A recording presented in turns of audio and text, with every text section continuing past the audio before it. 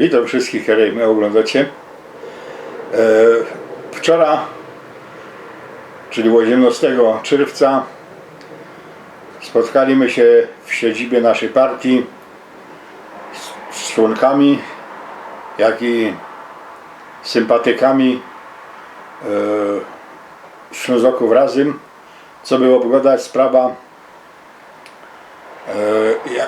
co mamy robić w związku z tym, że zbliżają się wybory do Sejmu i Senatu.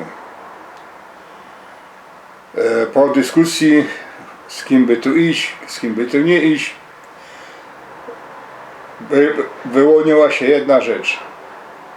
Idziemy do Sejmu, jak nas ktoś zaprosi na listy, ale nie bezwarunkowo i za pewnymi warunkami, które się dowiedzą przy stole negocjacyjnym. Zależy, kto będzie chciał z nami gadać. Do Senatu nie ma problemu, bo do Senatu nie potrzebujemy nikogo z Polski, nie potrzebujemy żadnej ogólnopolskiej ferajny. Nasza ferajna styknie. I bez to będziemy wystawiać do Senatu paru ludzi. No ja myślę, że tak, 3 co najmniej, a 7 być może. To wszystko zależy od tych, którzy są chętni poświęcić swój czas, swoje pieniądze i spróbować zostać senatorem.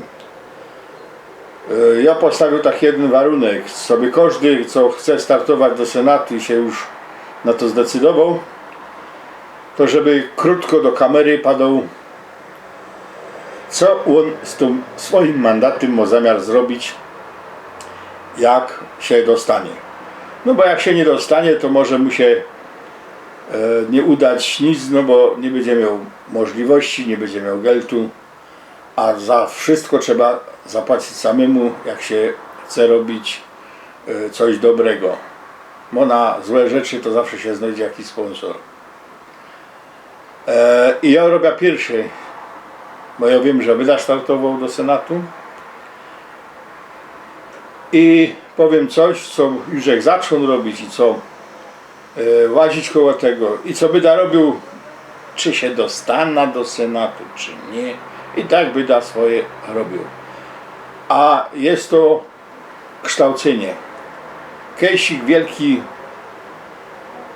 Polak, mąż stanu, trzeba by powiedzieć, padali tak: taki Rzeczypospolitej losy, jak i młodzieży chowanie.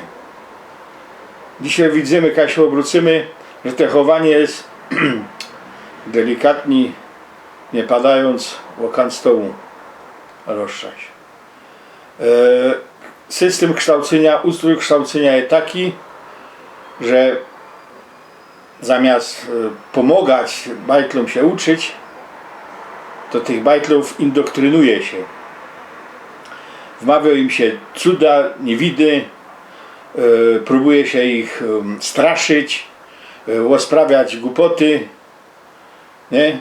I wmawiać, że tako cudowno te państwo polskie zawdy było, że nigdy nikomu krzywdy nie zrobiło.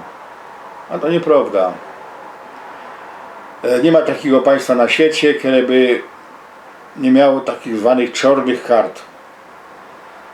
I bez to ja pierwsze, co będę starał się zrobić, co się już starał, to znaleźć geld i możliwości w otwarcie takiej szkoły, jak będą najnowocześniejsze metody kształcenia używane, a nie te ze, powiedzmy się, z czasów jeszcze Wilusia albo wcześniejszych. My musimy teraz kształcić tak dzieci, na takich zasadach, na jakich ja się starał, żeby moje dzieci się kształciły. Co prawda było to robione w tym systemie, jaki jest, a można troszkę lepszy był te pora od nazad, ale ja starał się, żeby moje dzieci się uczyły same, żeby same znajdowały miejsca i tak dalej, a ino pomogą w tym, w czym sobie nie umieli dać rady, a chcieli mieć. A chcieli umieć, chcieli się nauczyć pisać, czytać. Mój synek zum Beispiel to trzeba było mu pomóc. I wiem, jak to trzeba robić. I wiem, jak znaleźć problem, rozwiązać problem dyslektyków. Bo mój synek jest dyslektykiem. I co najlepsze, jest naukowcem dzisiaj. To wysoko cenionym. Moja córka nigdy nie była dyslektykiem. Bez to się, jak chciała, to się nauczyła sama praktycznie czytać i pisać. Bo tak Uma, jak Vater, jak Muti siedzieli z nią i czytali jej bajki, pokazując na literki, na te słowa. I ona się sama nauczyła czytać. Nauczyła się czytać tak, że jak przyszła do zerówki, to płynnie czytała. No. A mój synek, jak łaził do gimnazjum, to z matematyki i z fizyki mu Belfry powiedzieli, lektory którego tego uczyły, że wiesz co, synek, my cię już nie są w stanie niczego nauczyć, my ci to możemy pomóc dostarczyć książki, jakie ci są potrzebne. I tak się powinno uczyć wszystkie dzieci, bo nie każdy musi być Einsteinem, ale ma być dobry w tym, w co ma talent. Bo po Bocie każdemu dał talent. Jednemu 1, drugiemu 10. A najgorzej jest to, że nasz system szkolenia to jest tak jak ten, co dostał ten talent i go zakopał.